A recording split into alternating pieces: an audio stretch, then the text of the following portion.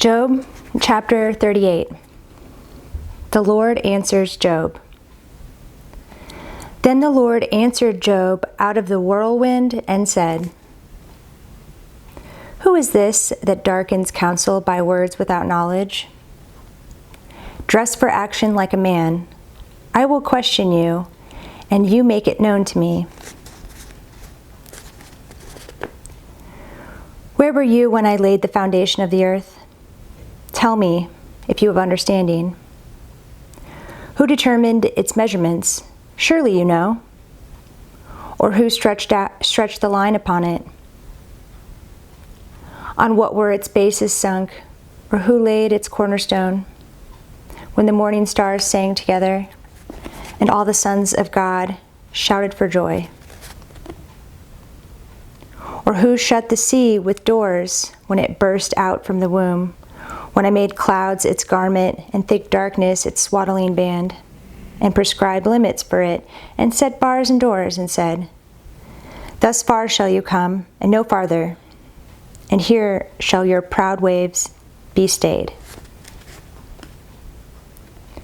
Have you commanded the morning since your days began, and caused the dawn to know its place? That it might take hold of the skirts of the earth, and the wicked be shaken out of it? It is changed like clay under the seal, and its features stand out like a garment. From the wicked their light is withheld, and their uplifted arm is broken. Have you entered into the springs of the sea, or walked in the recesses of the deep? Have the gates of death been revealed to you, or have you seen the gates of deep darkness? Have you comprehended the expanse of the earth? Declare, if you know all this. Where is the way to the dwelling of light? And where is the place of darkness? That you may take it to its territory, and that you may discern the paths to its home. You know, for you were born then, and the number of your days is great. Have you entered the storehouses of the snow, or have you seen the storehouses of the hail, which I have reserved for the time of trouble, for the day of battle and war? What is the way to the place where the light is distributed, and where the east wind is scattered upon the earth? Who has cleft a channel for the torrents of rain, and a way for the thunderbolt, to bring rain on a land where no man is, on the desert in which there is no man, to satisfy the waste and desolate land, and to make the ground sprout with grass? Has the rain a father, or who has begotten the drops of dew? From whose womb did the ice come forth, and who has given birth to the frost of heaven? The waters become hard like stone, and the face of the deep is frozen. Can you bind the chains of the Pleiades, or loose the cords of Orion? Can you lead forth the Mazzaroth in their season, or can you guide the bear with its children? Do you know the ordinances of the heavens? Can you establish their rule on the earth? Can you lift up your voice to the clouds, that a flood of waters may cover you? Can you send forth lightnings, that they may go and say to you, Here we are, here we are? Who has put wisdom in the inward parts, or given understanding to the mind? Who can number the clouds by wisdom? Or who can tilt the water skins of the heavens, when the dust runs into a mass and the clouds stick fast together? Can you hunt the prey for the lion, or satisfy the appetite of the young lions, when they crouch in their dens, or lie in wait in their thicket? Who provides for the raven its prey, when its young ones cry to God for help, and wander about for lack of food? Chapter 39. Do you know when the mountain goats give birth? Do you observe the calving of the does? Can you number the months that they fulfill? And do you know the time when they give birth? When they crouch, bring forth their offspring, and are delivered of their young? Their young ones become strong. They grow up in the open. They go out and do not return to them.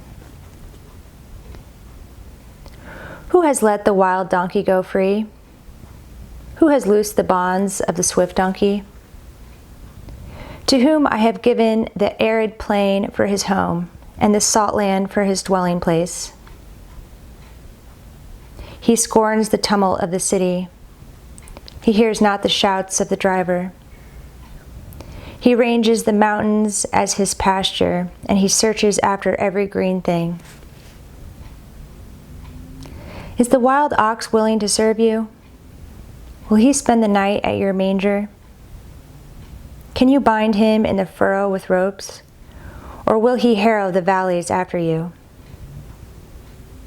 Will you depend on him because his strength is great, and will you leave to him your labor? Do you have faith in him that he will return your grain and gather it for your threshing floor?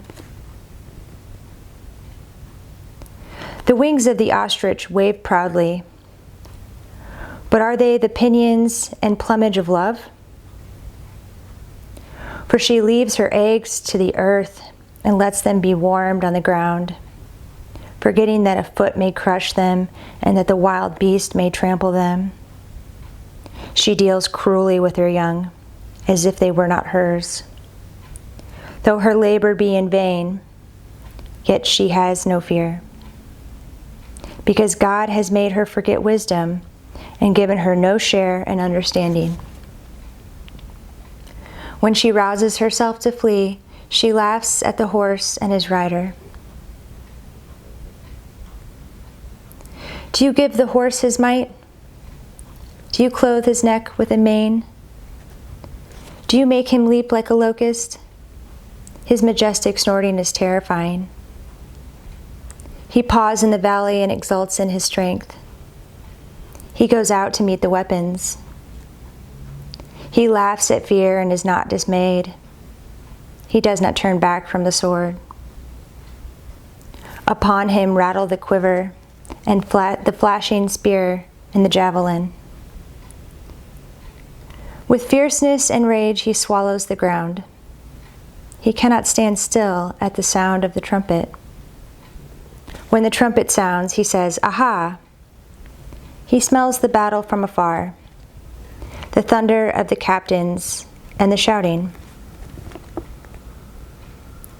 Is it by your understanding that the hawk soars and spreads his wings toward the south? Is it at your command that the eagle mounts up and makes his nest on high? On the rock he dwells and makes his home, on the rocky crag and stronghold. From there he spies out the prey. His eyes behold it from far away. His young ones suck up blood, and where the slain are, there he is. There is he.